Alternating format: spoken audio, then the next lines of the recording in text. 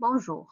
Alors, aujourd'hui, on va essayer de faire quelques exercices concernant le cours de graphe 7. Alors, pour l'exercice 1, on va essayer de faire l'étude d'un système de lavage automatique de véhicules. Alors, comme vous le savez, les systèmes de lavage de véhicules sont de plus en plus automatisés. Alors, pourquoi? Pour le gain du temps et pour l'esthétique et bonne finition de lavage. D'accord?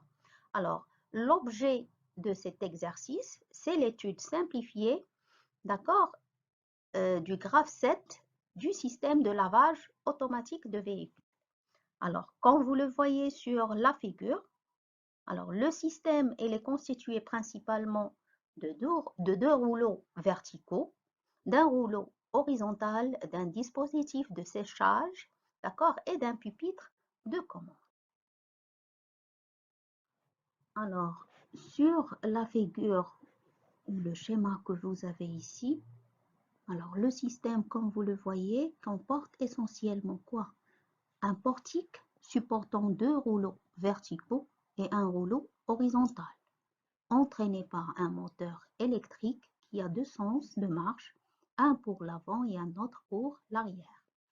Alors, un moteur électrique associé à un mécanisme qui va permettre la rotation des trois rouleaux, le rouleau horizontal et les deux rouleaux verticaux.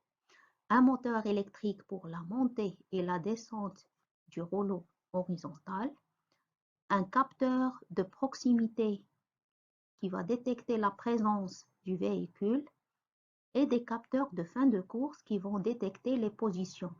Alors, pour le premier, la position haute du rouleau horizontal, alors, et un capteur pour détecter la position avant du portique et un autre capteur pour détecter la position arrière du portique. Alors, un dispositif de séchage du véhicule qui est situé sur la partie haute du portique. Un autre dispositif de diffusion maintenant constitué d'une pompe et de deux électrovannes qui vont permettre l'arrosage du véhicule avec de l'eau ou de l'eau savonnée. D'accord? Une carte de commande réalisée autour du microcontrôleur et un pupitre de commande. Alors, pour le fonctionnement du système, essayez de suivre. Alors, à l'état initial, le portique est en position arrière, détecté par le capteur CR. Le rouleau horizontal est en position haute, détecté par le capteur CH. Et un véhicule est présent sur la surface de lavage, détecté par le capteur CP. Après, une action sur le bouton poussoir départ cycle, DCY, par l'opérateur permet de lancer le cycle suivant. Alors, on a un voyant V. L'étape 1, un voyant V va s'allumer pendant 10 secondes, indiquant le départ cycle. Donc ici, on a deux actions, hein, le voyant V et la temporisation 10 secondes. Après, la descente du rouleau horizontal pendant 5 secondes. Après, la mise en rotation des trois rouleaux et avance du portique en arrosant le véhicule avec de l'eau pré-lavage, c'est l'opération de pré-lavage, jusqu'à l'action du capteur avant portique CV. Après retour du portique en arrosant le véhicule avec de l'eau savonnée, c'est-à-dire l'opération de savonnage, jusqu'à l'action du capteur arrière portique CR. Après, en même temps, avance du portique en arrosant le véhicule avec de l'eau, d'accord? C'est l'opération rinçage jusqu'à l'action du capteur avant portique, CV. Après arrêt de rotation des trois rouleaux et montée du rouleau horizontal jusqu'à l'action du capteur CH. Et enfin, retour du portique et séchage du véhicule jusqu'à l'action du capteur arrière portique CR. Dans les tableaux suivants, alors, pour le premier tableau, on inscrit les informations relatives aux affectations des sorties, c'est-à-dire préactionneur et actionneur. d'accord, du système. Alors, on a, comme vous le voyez, 3 colonnes. La première colonne concerne l'action, la deuxième colonne concerne la préactionneur et la troisième colonne concerne l'actionneur. Alors, pour la première colonne qui concerne l'action, alors c'est ce que vous devez écrire dans le graphe 7 niveau 1, d'accord? Et pour le graphe 7 niveau 2, il suffit de remplacer les actions par les symboles du préactionneur qui est inscrit dans la deuxième colonne. Alors, regardez, qu'est-ce qu'on a ici? On a pour l'action, si l'action est voyant allumé, alors pour le graphe 7 niveau 1, vous devez écrire voyant allumé. D'accord? Alors que pour le graphe 7 niveau 2, vous devez écrire le symbole du préactionneur, c'est-à-dire KAV. D'accord? Alors pour la temporisation 10 secondes. Alors la symbolisation c'était 1, temporisation 5 secondes c'était 2. Alors pour la descente rouleau horizontal KM1, l'actionneur c'est le moteur M1. Pour la montée du rouleau horizontal, on a le moteur M1. Alors le préactionneur c'est KM2 parce que dans le fonctionnement, on a dit que le moteur M1, il est pour la descente et la montée du rouleau horizontal. D'accord? Alors le moteur M2, c'est pour la rotation des 3 rouleaux. D'accord? Le symbole c'est KM3. Le moteur M3, c'est pour l'avance et le retour du portique. Donc pour l'avance, on a le symbole KM4 et pour le retour, on a le symbole KM5. Alors pour le dispositif de séchage, d'accord, c'est-à-dire l'opération du séchage du véhicule, on a le préactionneur KM6. Alors pour le prélavage et le prélavage, d'accord, on a la vanne 1 et la pompe. La symbolisation, c'est la vanne KEV1 et la pompe, c'est KMP. D'accord? C'est KEV1 et KMP. Donc, pour l'opération prélavage, on a KEV1 et KMP. D'accord? Alors, pour l'opération savonnage aussi, c'est la vanne 2 et la pompe qui font cette opération. Donc, la symbolisation du préactionneur, c'est KEV2 et KMP. KEV2 pour la vanne 2 et KMP toujours pour la pompe. Et pour l'opération de rinçage, c'est la vanne 1 et la pompe, c'est-à-dire toujours KEV1 et KMP. Ça, c'est pour le premier tableau. Alors, pour le deuxième tableau, il concerne les informations relatives aux affectations des entrées, c'est-à-dire aux capteurs. D'accord? Alors, on a deux colonnes. Donc, la première colonne, c'est pour les capteurs et boutons poussoirs. Et la deuxième colonne, c'est la désignation de ces capteurs-là. Alors, comme je vous l'ai dit, alors pour la première colonne, il concerne le graphe 7 niveau 1. Et pour les désignations, il concerne le graphe 7 niveau 2, c'est-à-dire la symbolisation ne peut la comprendre que les techniciens. D'accord? Alors, donc on a capteur présence véhicule, c'est CP, capteur avant portique, c'est CV, capteur arrière portique, c'est CR, capteur de position haute du rouleau horizontal, c'est H, bouton poussoir de départ cycle DCY, bouton poussoir d'arrêt d'urgence, c'est O. Voilà, donc on va essayer d'établir le graphe 7 niveau 1 et le graphe 7 niveau 2 de ce système-là. Donc maintenant, on va essayer de faire la correction du graphe 7 niveau 1, c'est-à-dire du graphe 7 du point de vue système. Alors pour cela, rappelez-vous que dans le fonctionnement, on a dit qu'à l'état initial, on a les conditions initiales, c'est quoi? C'est le portique en position arrière et le rouleau horizontal en position haute et, d'accord, présence d'un véhicule détecté par le capteur CP. D'accord? Et, d'accord, ça, ce sont les conditions initiales. Après, une action sur le bouton poussoir DCY va permettre de lancer le cycle. Donc ici, on a condition initiale et départ cycle. Une fois l'étape 1, qu'est-ce qu'on a? Regardez, alors qu'est-ce qu'on a dit sur le fonctionnement du système? On a dit un voyant V s'allume pendant 10 secondes. Donc, d'après le fonctionnement, on va comprendre qu'il s'agit ici de deux actions associées en même étape. Donc, l'action 1, c'est quoi? C'est voyant V allumé et l'action 2, c'est temporisation 10 secondes. Ces deux actions sont associées en même étape 1. Donc, la réceptivité qui va après, c'est quoi? Qu'est-ce qu'on a dit sur la réceptivité? C'est une condition logique à vérifier, puisqu'il peut être vrai ou faux. Donc ici, qu'est-ce qu'on va vérifier? On va vérifier si la temporisation a fini ou pas. Donc on va mettre fin temporisation 10 secondes. Alors dans l'étape 2, alors dans le fonctionnement, on a dit l'étape 2, c'est quoi? Descente du rouleau horizontal pendant 5 secondes. Donc de là, la même chose, on va essayer. C'est une étape qui a deux actions qui sont la descente du rouleau horizontal pendant 5 secondes, c'est-à-dire la deuxième action qui est temporisation 5 secondes. Donc ces deux actions, descente rouleau horizontal et temporisation 5 secondes, sont associées aux mêmes étapes, c'est-à-dire l'étape 2.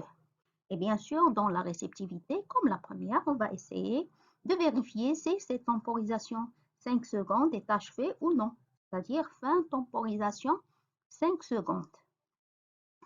Alors, après l'étape qui va suivre, c'est une séquence simultanée.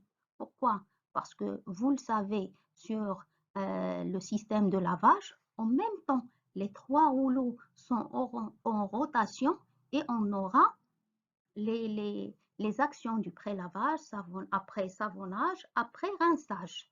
Et les trois rouleaux sont en rotation. D'accord? Donc ici, on a une séquence simultanée, c'est-à-dire une divergence en A. Donc, on a d'une part la rotation des trois rouleaux et de l'autre part, on a les trois actions, c'est-à-dire qu'est-ce qu'on a dit sur le fonctionnement? On a dit avance du portique en arrosant avec de l'eau. C'est l'opération de pré-lavage. Donc ici, on a la même chose. Deux actions associées à l'étape 4. C'est l'avance du portique et le pré-lavage. Donc ici, qu'est-ce qu'on va vérifier? La réceptivité, c'est quoi?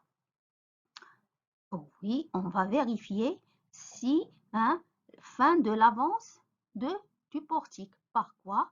Par le capteur avant portique qui est CV. Donc on va mettre fin avance portique. Or, si on a fin avance portique, vient l'étape 5. Alors l'étape 5, qu'est-ce qu'on a dit sur le fonctionnement? On a dit retour du portique en arrosant le véhicule avec de l'eau savonnée. Donc la même chose ici, on a deux actions associées à cette étape 5. C'est le retour du portique et la deuxième action, c'est le savonnage. Alors après, qu'est-ce qu'on va mettre comme réceptivité? On va vérifier ici, c'est la fin du retour portique. D'accord? Donc la fin du retour portique qui est vérifiée par quoi? Par le capteur arrière portique, CR. Après, dans l'étape 6, alors revenons au fonctionnement. On a dit dans le fonctionnement avance du portique en arrosant le véhicule avec de l'eau. C'est le rinçage. Donc la même chose ici. On a deux actions qui sont associées à cette étape 6. L'action avance portique et le rinçage. D'accord? Et là, on aura une convergence en E. Alors, qu'est-ce qu'on va vérifier? On va vérifier si on a fin de l'avance portique. D'accord? Qui est détecté, c'est l'action du capteur avant portique CV. D'accord? Donc, après, qu'est-ce qu'on a dit? On a dit la montée du rouleau horizontal, pardon, jusqu'à l'action du capteur CH. On l'a dit sur le fonctionnement. Donc ici, qu'est-ce qu'on va mettre comme action? La montée du rouleau horizontal. Et pour la réceptivité qui va suivre, qu'est-ce qu'on va mettre, qu'est-ce qu'on va vérifier? Il sera vérifié par l'action du capteur CH, c'est-à-dire fin du montée du rouleau horizontal qui est vérifié par l'action du capteur CH. Alors, vient après l'étape 7. Dans l'étape 7, qu'est-ce qu'on a dit sur le fonctionnement? On a dit retour du portique et séchage du véhicule jusqu'à l'action du capteur arrière portique. Donc ici, qu'est-ce qu'on a? On a deux actions associées à cette étape. C'est en même temps le retour du portique avec le séchage. Donc la première action, c'est retour portique et la deuxième, c'est le séchage. Et bien sûr, pour la réceptivité, on va vérifier fin du retour portique et le système et le graphe 7 recommence. Donc on aura la liaison avec la flèche. Donc maintenant, on va essayer d'établir le graphe 7 niveau 2, c'est-à-dire graphe 7 partie commande. Alors, d'après le fonctionnement, je vous rappelle qu'on a dit sur le fonctionnement à l'état initial, le portique est en position arrière, détecté par le capteur CR, donc on a CR. Le rouleau horizontal, il est en position haute, détecté par le capteur CH, donc on a CH. Et un véhicule est présent sur la surface de lavage, détecté par le capteur CP. Donc les conditions initiales ici sont quoi? Sont CR fois CH fois CP. Et bien sûr, ces conditions initiales et le départ cycle, donc on aura CP fois DCY fois CR fois CH. Alors, dans l'étape 1, alors le graphe 7 niveau 1, qu'est-ce qu'on a dit? On a dit qu'il y a association de deux actions, voyant V allumé et temporisation 10 secondes. Donc, on va remplacer chaque action par la désignation de son préactionneur dans le tableau, d'accord? Des préactionneurs.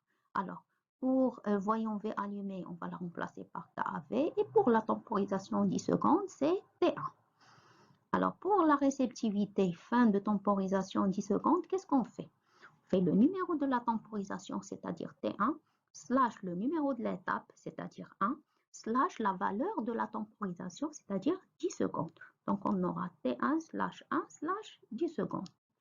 Alors, pour l'étape 2, on a descente rouleau horizontal pendant une temporisation de 5 secondes. Donc, la première action, descente rouleau horizontal, on va la remplacer par KM1, la désignation de son préactionneur, et la temporisation 5 secondes, c'est T2. La même chose pour la réceptivité.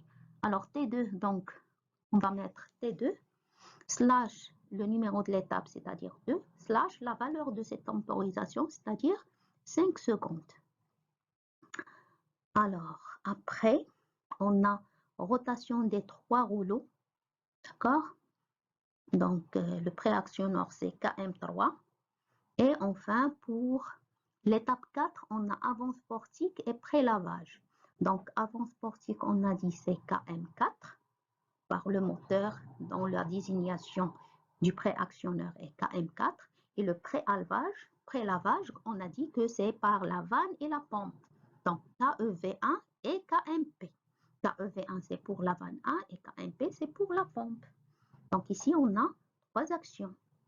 Deux actions pour le pré-lavage, une action pour l'avance portique. Alors, après, on a dit, on doit la vérifier par le capteur fin avance portique, dont la désignation c'est CV. L'étape 5, c'est quoi? On a deux actions, c'est le retour portique et savonnage.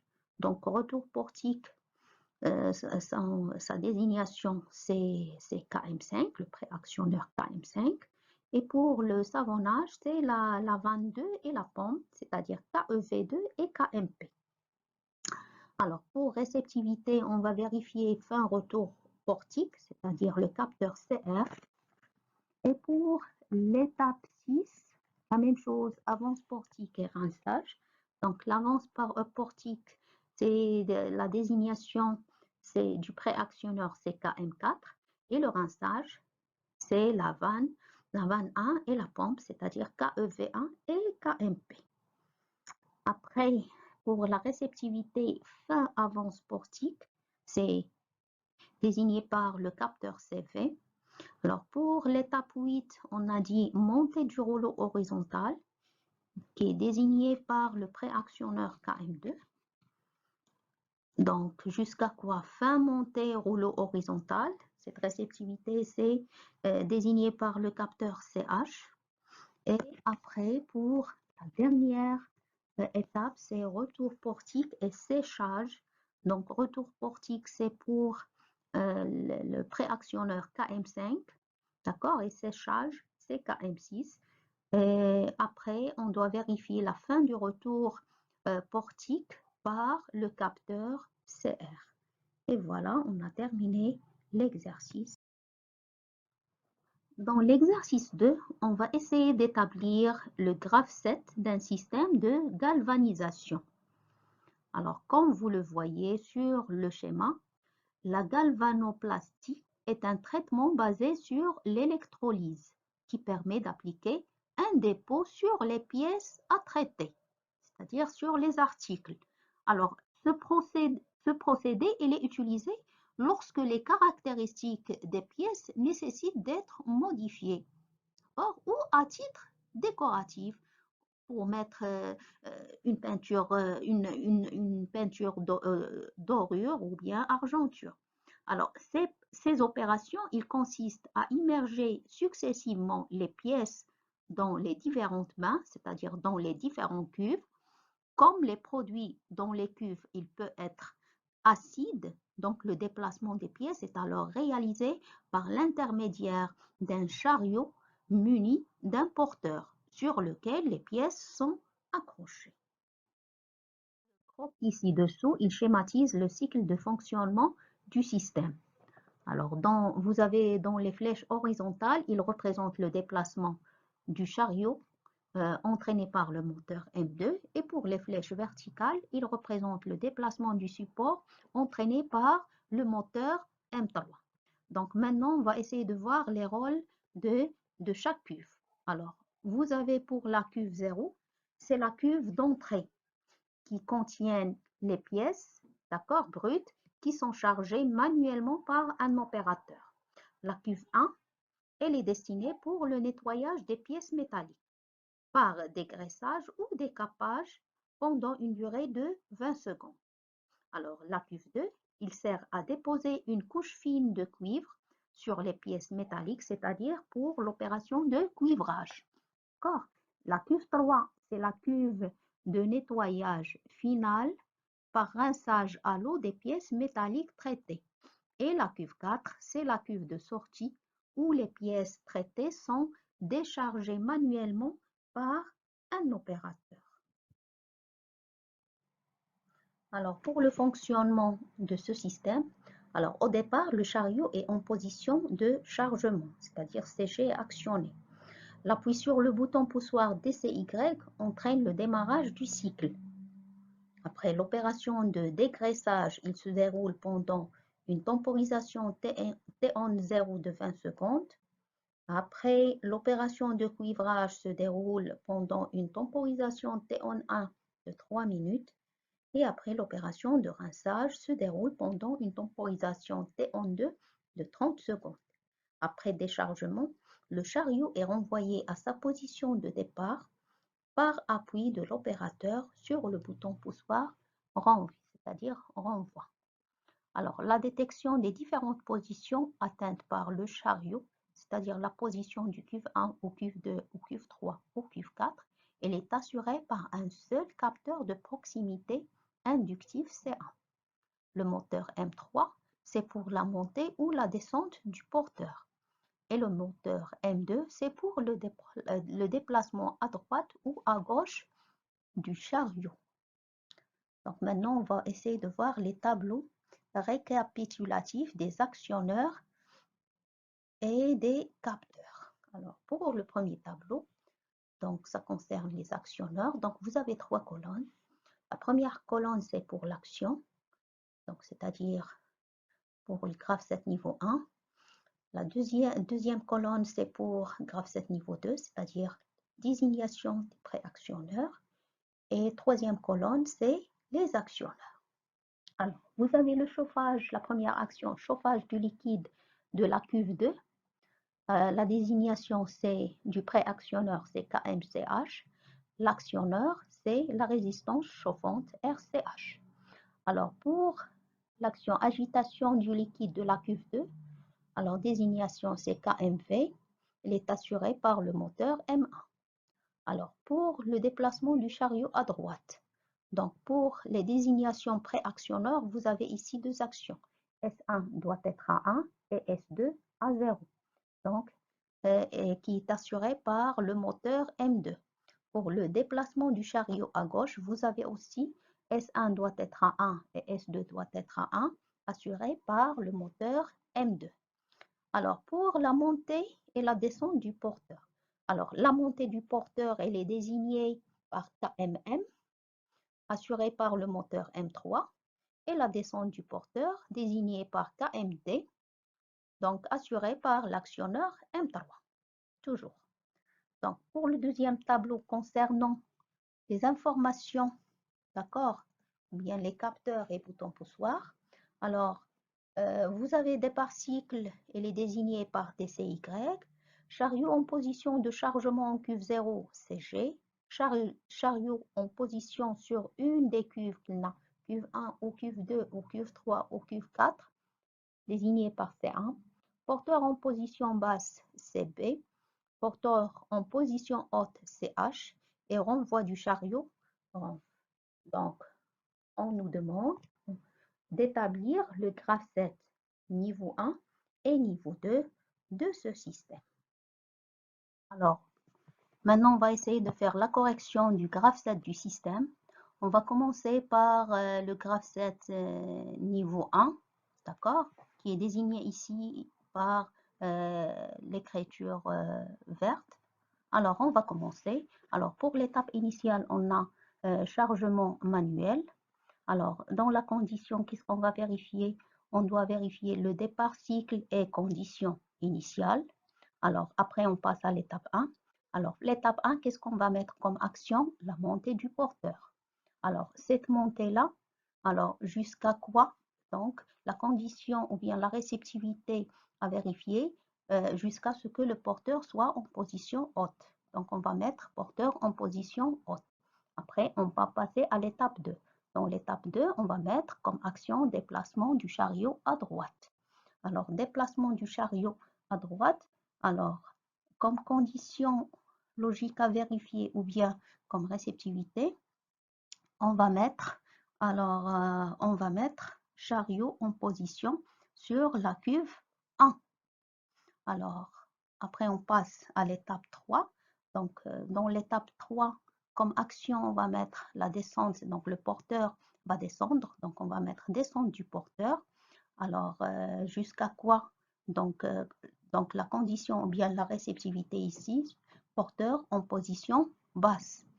On passe à l'étape 4. Donc, dans l'étape 4, on a dégraissage. D'accord? Alors, après la réceptivité ici, puisque le dégraissage, on a besoin d'une temporisation de 20 secondes, donc on va mettre comme réceptivité fin temporisation, 20 secondes. Après, on passe à l'étape 5. L'étape 5, on va recommencer montée du porteur. Le porteur va monter, donc montée du porteur jusqu'à quoi? Alors, la réceptivité ici, c'est porteur en position haute. On passe à l'étape 6. L'étape 6, on va mettre comme action déplacement du chariot à droite. Alors, comme réceptivité, on va mettre chariot en position de chargement sur la cuve 2, d'accord? Alors, après l'étape 7, on va mettre descente du porteur. Alors, descente du porteur, comme condition ou bien réceptivité, on va mettre porteur en position basse. Alors, la cuve 2, qu'est-ce qu'il va faire? C'est la cuve du cuivrage. Donc, on va mettre cuivrage, d'accord? Alors, pour le cuivrage, vous avez donc une temporisation. Donc, comme réceptivité, on va mettre Donc, comme réceptivité, on va mettre quoi? Fin temporisation. D'accord? Donc, fin temporisation, 3 minutes. On passe à l'étape 9. Alors, l'étape 9, la même chose, montée du porteur. Après, il faut vérifier la réceptivité porteur en position haute. Alors, l'étape 10, déplacement du chariot à droite. Alors, jusqu'à quoi? Jusqu'à ce que le chariot soit en position sur la cuve 3. Alors, on passe à l'étape 11. L'étape 11, c'est la descente du porteur. Alors, la descente jusqu'à quoi? Alors, comme réceptivité, on va mettre porteur en position basse. On passe à l'étape 12. L'étape 12, qu'est-ce qu'on aura? On aura le rinçage qui a une temporisation de 30 secondes, d'accord? Rinçage. Alors, comme réceptivité, on va mettre fin temporisation 30 secondes. Alors, après, on passe l'étape 13. Alors, toujours montée du porteur. Jusqu'à quoi? Alors, il faut vérifier comme réceptivité, position haute. D'accord? Alors, position haute. Et on passe à l'étape 14. Alors, l'étape 14, qu'est-ce qu'on va mettre? Déplacement du chariot à droite. Alors, déplacement du chariot à droite jusqu'à quoi? Jusqu'à jusqu'à ce que le chariot soit en position, en position sur la cuve 4. D'accord? Alors, l'étape 15, on va mettre descente du porteur. Alors, ce porteur-là va descendre jusqu'à quoi? Donc, on doit vérifier comme condition, là, comme réceptivité, le chariot en position basse. Après, on passe à l'étape 16. Alors, cette étape, c'est déchargement manuel, puisque le système automatisé ne fait aucune action ici. C'est l'opérateur qui le fait. Alors, jusqu'à quoi? Jusqu'à ce que l'opérateur appuie sur le bouton renvoi. Donc, on va mettre comme condition, appuie sur le bouton renvoi. Alors, après, on passe à l'étape 17. Alors, qu'est-ce qu'on va mettre comme action ici? Montée du porteur. Toujours la montée du porteur, la condition à vérifier, c'est quoi? C'est porteur en position haute. Après, on passe à l'étape 18. Alors, où on va écrire déplacement du chariot à gauche. D'accord? Alors, déplacement du chariot à gauche. Jusqu'à quoi? Alors, comme condition, on va mettre chariot en position de chargement en cuve 0. Après, on passe à l'étape 19. Alors, l'étape 19, on va inscrire comme action descente du porteur. D'accord? Alors, descente du porteur jusqu'à quoi? Alors, jusqu'à donc la condition ou bien logique ou bien la réceptivité à inscrire ici, c'est porteur en position basse et le cycle recommence. Donc, ça, c'est pour le graphe 7 niveau 1. Alors, pour le graphe 7 niveau 2, il suffit de traduire d'écrire ou bien d'inscrire les désignations du pré-actionneur sur ce graphe 7.